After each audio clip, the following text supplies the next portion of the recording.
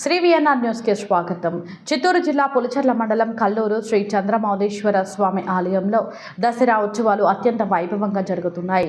ఈ నెల 22వ తేదీ సోమవారం ప్రారంభమైన ఉత్సవాలు అమ్మవారికి రోజుకు ఒక అలంకారం చేస్తూ ప్రత్యేక పూజలు చేస్తున్నారు. అమ్మవారు ప్రతిరోజు ఒక అలంకారంలో భక్తులకు దర్శనమిస్తున్నారు. ఆలయ ప్రధాన అర్చకులు రామచంద్రరావు పూజా కార్యక్రమాలు నిర్వహించి భక్తులకు తీర్థ ప్రసాదాలు అందిస్తున్నారు. ఆదివారం రాత్రి బేస్తపల్లికి చెందిన భక్తులు భక్తి పారాయణం నిర్వహించారు. దసరా ఉత్సవాల్లో పెద్ద ఎత్తున భక్తులు పాల్గొని అమ్మవారిని దర్శించుకుంటున్నారు.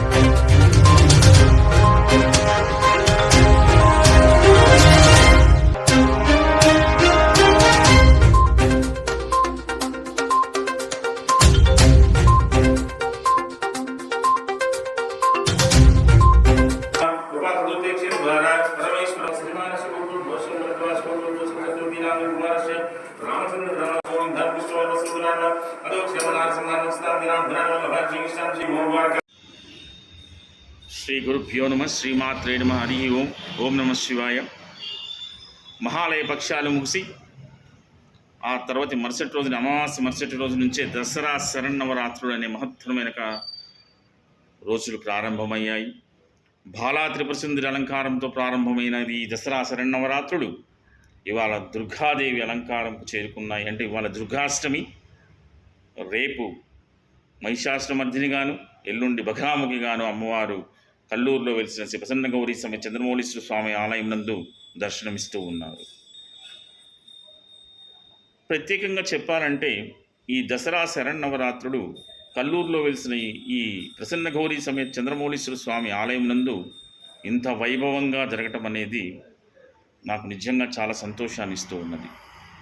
దీనికి కారణం ఎవరైనా కావచ్చు, అంటే భక్తులు కావచ్చు లేదా కమిటీ సభ్యులు కావచ్చు. వాళ్ళని ఇప్పుడే నేను వారి వివరాలు నేను వెల్లడించను. రోజులన్నీ ముగిసిన తర్వాత, దసరా అంతా అయిన తర్వాత వారి యొక్క వివరాలు నేను మీతో విన్నవించుకుంటాను. వాళ్ళు ఏ విధంగా నాకు సహాయపడారు, ఏ విధంగా ప్రోత్సాహాన్ని ఇచ్చారు అనేది నేను చెప్తాను. ఒక వ్యక్తి, కొత్తగా వచ్చిన వ్యక్తి ఒక కొత్త ప్రాంతంలో, ఒక కొత్త దేవాలయంలో ఆ వ్యక్తి నిలబడుకొని ఇటువంటి కార్యక్రమాలు చేయడం అనేది చాలా అరుదు. చెయ్యాలి అని సంకల్పం ఉంటే ఏదైనా చెయ్యొచ్చు.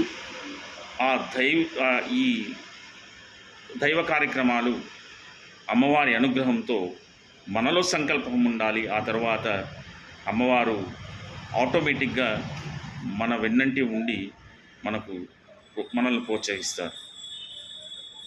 ఇదైతే నగ్న సత్యం, నేను నమ్ముతాను కూడా. ఎందుకంటే ఇంతవరకు కార్యక్రమాలు ఎటువంటి ఆటంకం లేకుండా జరిగాయి.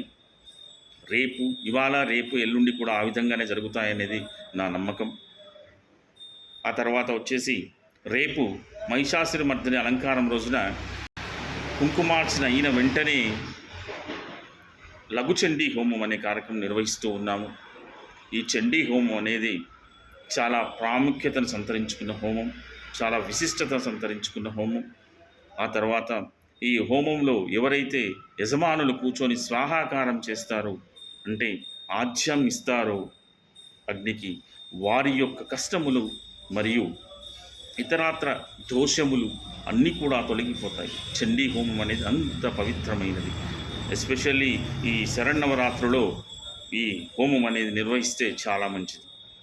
దేవాలయానికి మంచిది, అటు యజమానులకు కూడా మంచిది అనే చిన్న సంకల్పం నాది. కావున రేపు విశేష సంఖ్యలో ఈ యొక్క చండీ హోమంలో అందరూ పాల్గొని అమ్మవారి కృపకు పాత్రలు కాగలరని నా యొక్క మనవి. ఇంకా ఎల్లుండి బగలాముఖి అలంకారంతో ఈ శరన్నవరాత్రులు ముగిస్తాయి. ఆ తర్వాత విజయదశమి.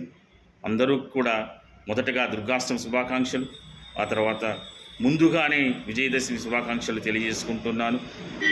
అందరూ కూడా కల్లూరు గ్రామస్తులు ప్రతి ఒక్కరూ కూడా సిరి సంపదలతో తులతూగాలని చెప్పి ఆ అమ్మవారిని నేను సదా ప్రార్థిస్తూ ఉంటాను. ఇట్లు కరణం రామచంద్రారావు, కల్లూరు శివాలయం ప్రధాన అర్చకులు.